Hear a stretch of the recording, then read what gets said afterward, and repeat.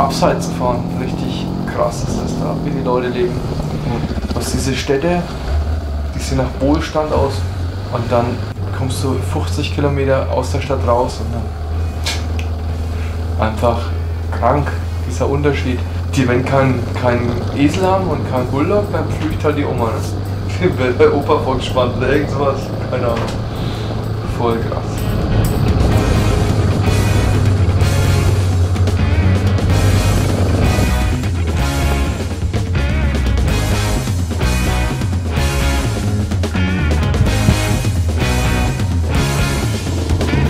Ja, dann immer wieder diese Staus vor den Städten. Ich bin immer schon gerade vorbeigefahren, da gibt es dann auch ein Bild später, das haben wir nicht im Video drin, wie der Polizist uns ermahnt, dass wir unseren Fahrstil ein bisschen ändern sollen. Das hatten wir auf der Strecke mehrmals. Kontakte zu den Ordnungshütern. Aber gegen immer glimpfliche Autos war noch ganz nett. Und nur Glück haben. Am geilsten sind aber diese Polizeiautos, die es gar nicht gibt, also diese so Plakatwände. Ne? Genau. Diesel dann ausgeht. So Vater, so kann Landwirtschaft aussehen. Das ist übel, oder? 6 so Dinger mit 8 Schaden drauf. Landwirtschaft mal ganz anders. Das war beeindruckend. Ach, die der Diesel ausrotzen.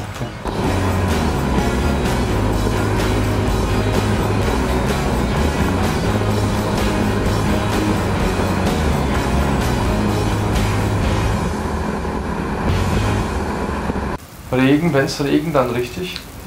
Und da muss man sich auch einen Unterschlupf suchen. Haben wir dann immer ganz gut geschafft, dass wir dem Regen davon gekommen sind. Und die Klamotten haben echt gut durchgehalten.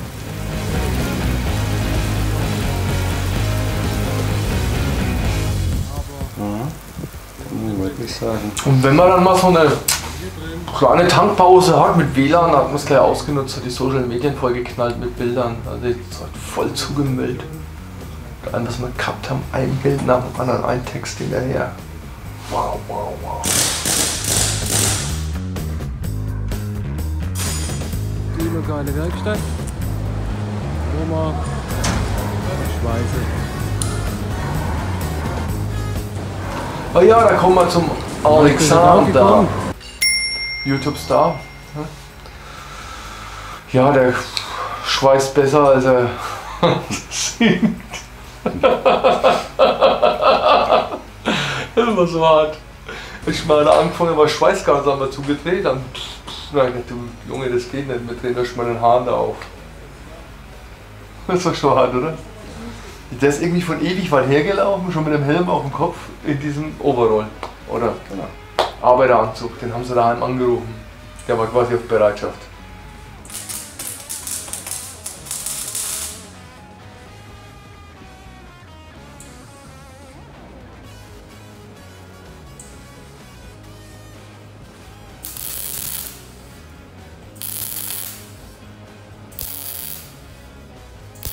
Es hat geklappt, es hält auch heute noch. Also die zweite Tour hat es auch durchgehalten. Sag was.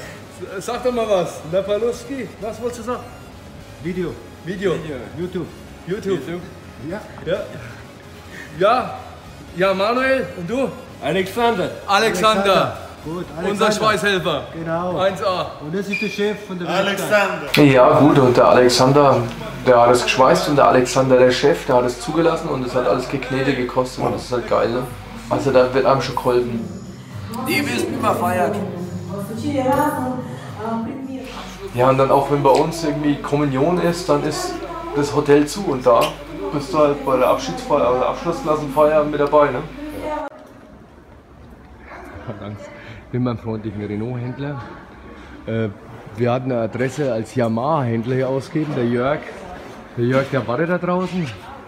Und ich muss mich jetzt gerade wieder mit den Mädels rumschlagen und muss irgendwie schauen, dass wir zu Reifen kommen. Weil wir haben einen Sauverschleiß. Dank Google-Übersetzer kommt man da ein bisschen weiter. Will er mal lächeln? Einmal Smile. So, ohne die Hilfe der Locals wird wieder gar nichts funktionieren. War gar nicht deren Aufgabe, dann haben die sowas wie eBay Kleinanzeigen durchstöbert, haben auch einen Reifen gefunden, einen geilen Rallye-Reifen, der war richtig teuer. Metas, ja. E9? E09er K. Genau. Ja, und da waren wir dann da, haben die Tatjana kennengelernt. Du. Ja, ich habe sie kennengelernt. Ich durfte da Bilder machen. Der hat uns den Reifen überreicht. Der Mann fährt auch ein Enduro, so sind wir halt zu einem Reifen gekommen. Genau. Ja, Panzer gibt es ganz viele und danach Hallo? Hallo!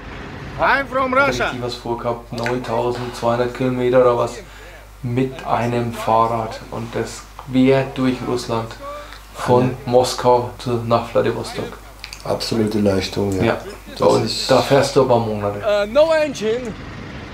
Where's the engine? Oh, yes! That's No the engine. benzene, no oil. Dann die Reifenaktion. Ne, Schläuche haben wir gebraucht. Schläuche. Genau.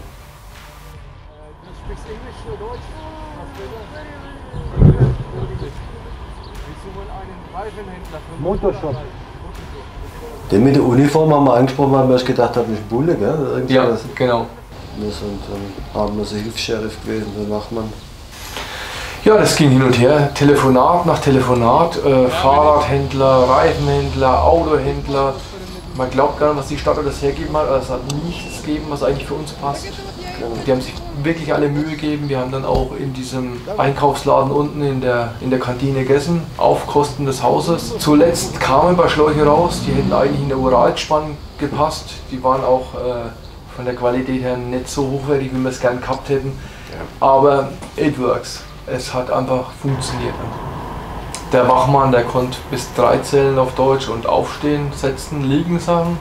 Das hat er damals in Suhl beim Militär gelernt und da war er total stolz drauf. Bloß halt Deutsch war genauso schlecht wie mein Russisch, also deswegen war es wirklich schwer zu kommunizieren. Ja, immer wieder musste man erklären, was das für Reifengröße ist und was für Reifen wir brauchen. Genau.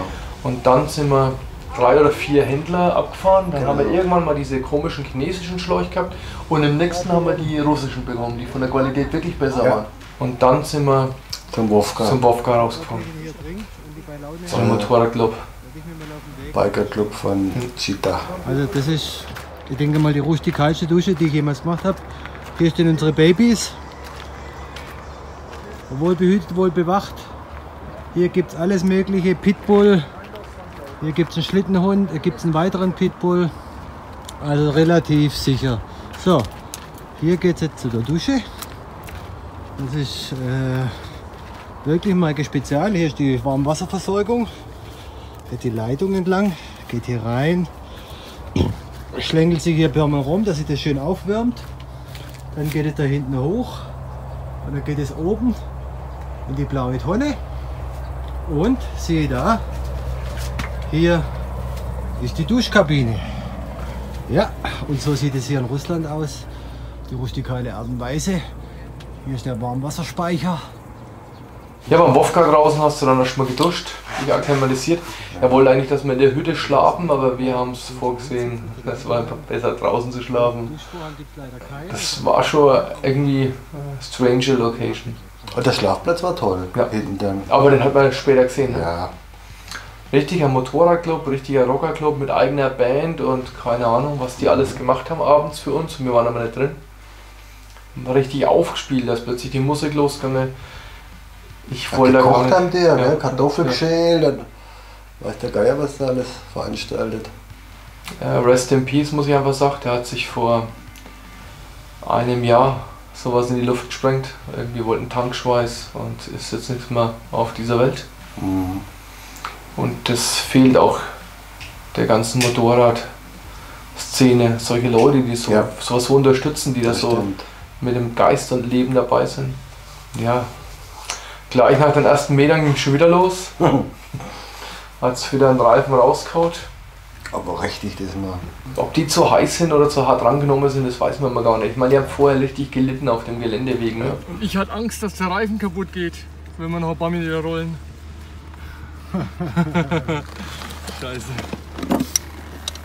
Zum Glück haben wir ja von Slava noch ein Ersatzrad.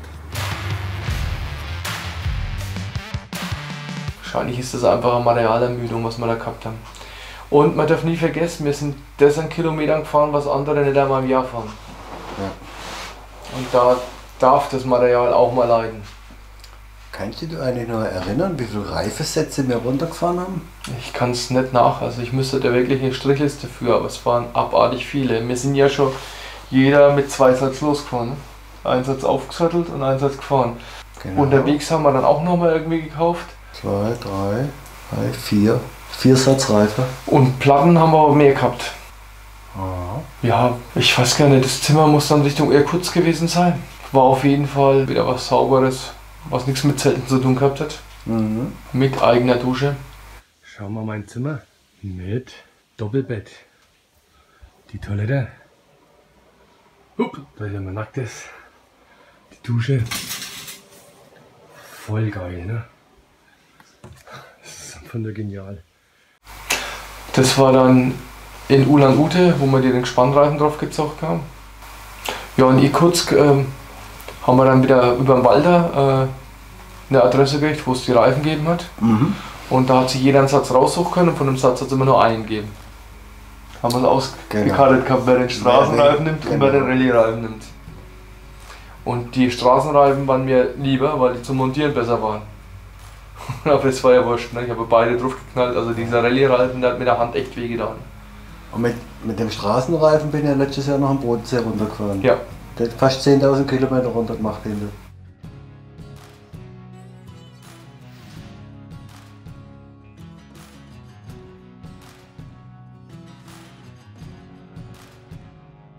Und da haben wir richtig Kilometer zusammengebracht. Ja.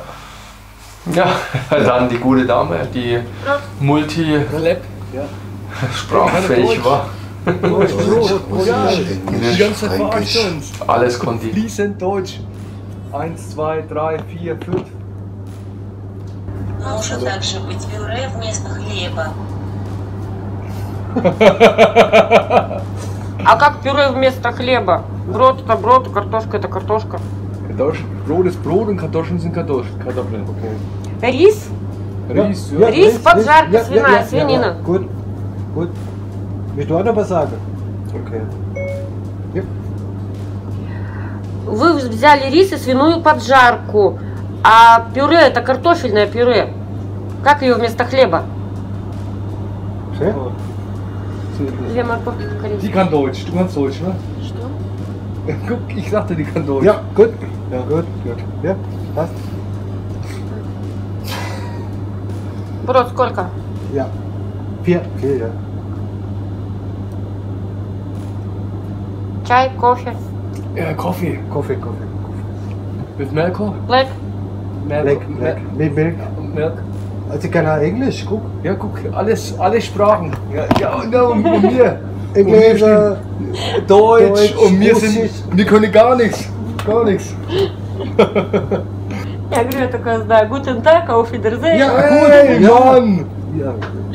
Jetzt geht's. Ja, das hat aber lange gebraucht, ne? Ja, und was heißt das? Ach, den Zettel. Ein bisschen lachen, Wir grinsen, freundlich sein. Ja, und wenn dann mal so Tierstraße war, konnte man es mal blasen lassen. Das hat dann schon richtig Spaß gemacht. Da sind sie ja richtig gut gegangen. Ja. Aber es sind schon echt schmale Straßen.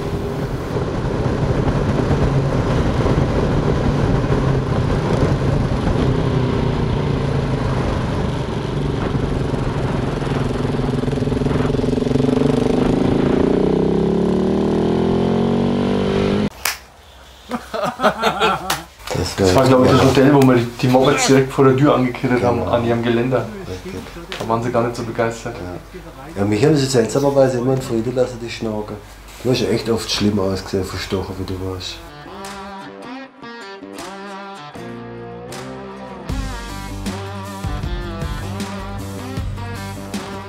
Oh ja, das Loch im Tank.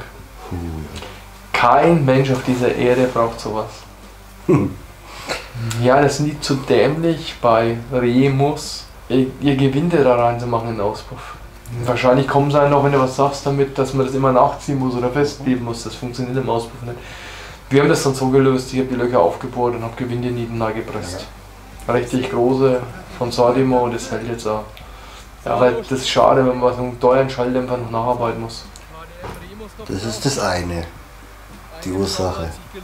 Aber die potenzielle Folgen, was das hätte haben können für uns, für dich, für mich, für die ganze Tankstelle, das ist gar nicht auszudenken. Und wenn wir ein bisschen blöd gelaufen wären, dann wäre das Ding in die Luft geflogen. Genau. Der Saft ist direkt über den glühenden Auspuff drüber Genau. gewesen. Also richtig scheiße haben wir richtig Glück gehabt. Ich habe jetzt mit dem Messer ein wenig sauber gemacht, habe mal eine Schicht Flüssigmetall drüber, habe es angekratzt. Wenn es trocken ist, machen wir es dicht. Dann fahren wir weiter, aber kein Blödsinn, brauchen wir nichts mehr zu machen.